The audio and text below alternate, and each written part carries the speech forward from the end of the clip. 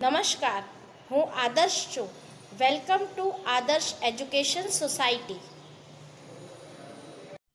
Standard 9 subject Hindi chapter number 6 मेरी बीमारी श्यामा ने ली पार्ट 4।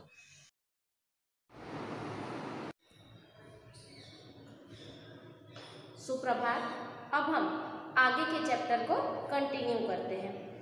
15 दिन के इलाज में अपना बटुआ खाली हो गया। बटुआ यानी पर्स।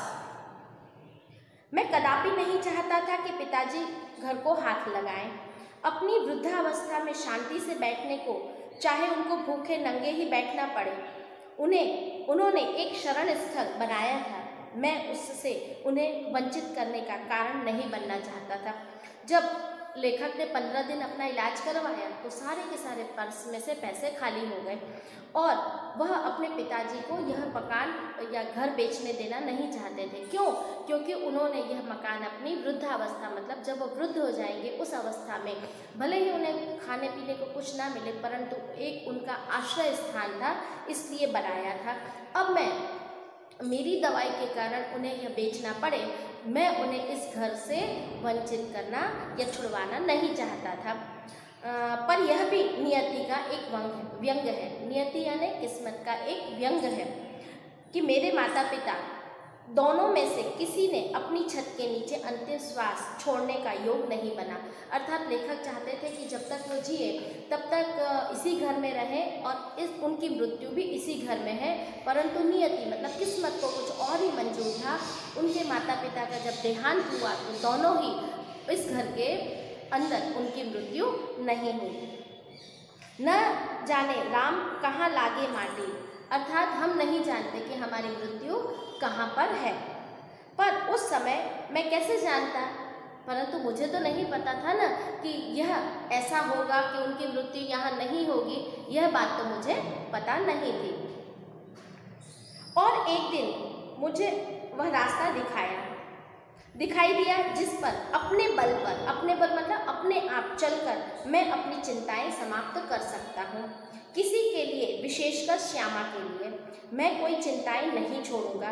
इस संकल्प यानी निश्चय के साथ ने मुझे दृष्टि दी और बल भी दिया। दृष्टि दी मतलब एक नई नज़र दी और मुझे ताकत भी दी।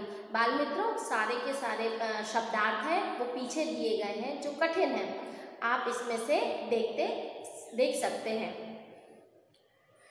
लेखक को एक रास्ता दिखाई दिया और उन्हें ऐसा लगा कि अब मैं इस रास्ते पे चलकर श्यामा की सभी चिंताएं दूर कर दूंगा और उन्हें एक नई ताकत और एक नज़रिया मिला।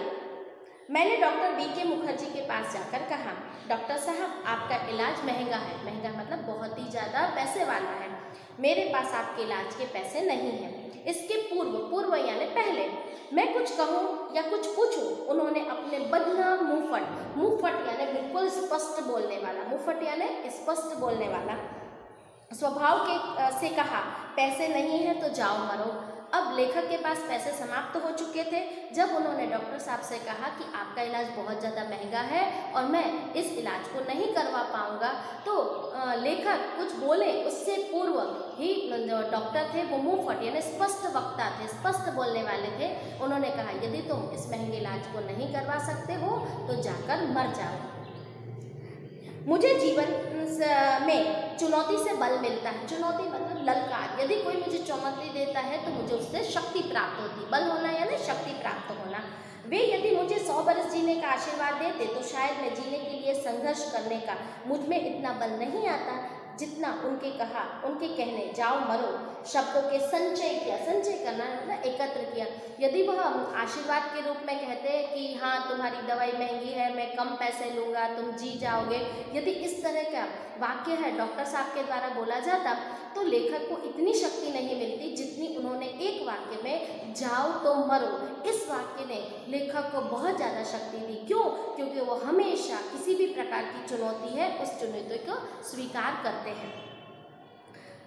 लड़कपन में मेरे पड़ोसी बाबू मुक्ता प्रसाद ने लुई पुणे के पानी के इलाज से मुझे परिचित करवाया था। मेरी ऐसी बीमारी के लिए ठंडे पानी में के टब में बैठकर सिटीज बाथ लेने का विधान था। ठंडे पानी का टब, जो बड़ा सा टब होता है उसके अंदर पानी भरकर उसके अंदर बैठना, यानी सिटीज बाथ।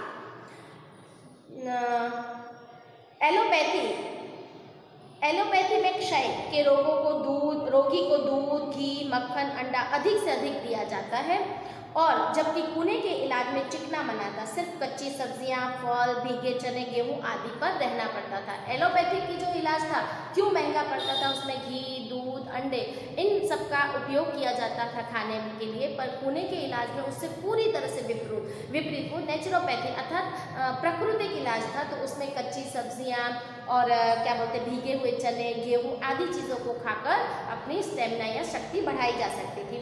न दवा पर कुछ खर्च था, न खुराक पर, यानी खाने में भी कोई खर्च नहीं होता उसमें, और दवा भी लेनी नहीं पड़ती थी। यही इलाज मेरी स्थिति के लिए अनुकूल है, यानी जो मेरी परिस्थिति है इस समय, इस परिस्थिति के अनुसार तो पुणे का इलाज ही मेरे लिए सही साबित होगा या सुविधाजनक होगा। अनुकूल होना यानी, और कामकाज भी साधारण किए जाने थे, अर्थात कामकाज भी मैं साधारण तरीके जो मामूली कामकाज है वो मैं कर पाता था। मैंने बीके मुखर्जी का नुस्खा फाड़कर फेंक दिया, यानी उसके इलाज की जो पर्ची थी उन्होंने लेखक ने फाड़कर फेंक दी। पुणे के अनुसार सिटीज बात आरंभ किया, तदानुसार यानी उसके अनुसार, तदानुसार यानी उसके अनुसार खुराक यानी भोजन लेना भी शुरू कर दिया। स्कूल भी जाने लगा, केवल रात वाली ट्यूशन छोड़ दी। उसका मुआवजा यानी बदले में मिलना, मुआवजा यानी जब आप कोई काम करते हो उसके बदले में जो आपको पैसे मिलते हैं वो काम के बदले में मिलना, अर्थात मुआवजा कहा जाता है। एक तरह की किताबों की बिक्री से मिल जाता था। श्यामा ने मेरा विरोध ना किया। जीवन भर मैं जिस रास्ते पर चला उसने स्वस्ति पंथा कहा और मेरे पीछे चल पड़ी।